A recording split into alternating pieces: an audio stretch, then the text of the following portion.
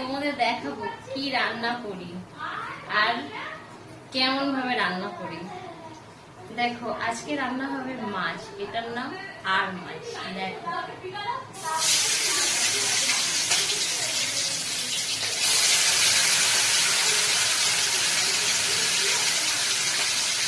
তোমরা সবাই ভাবো বৌদি বোঝায় সারাদিন কিছু করে না, শুধু ভিডিওই বানায়, কিন্তু না, বৌদির অনেক কাজ থাকে।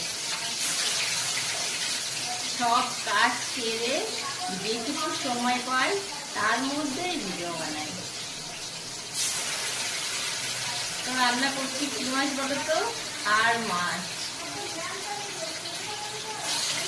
কে কে ভালোবাসো খেতে বলবে কিন্তু কমেন্টে।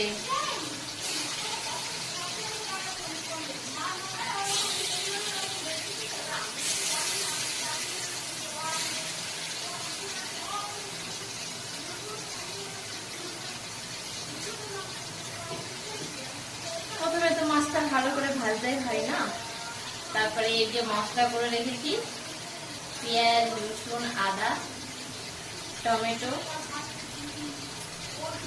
এটা দিয়েই মাছটা তৈরি হবে।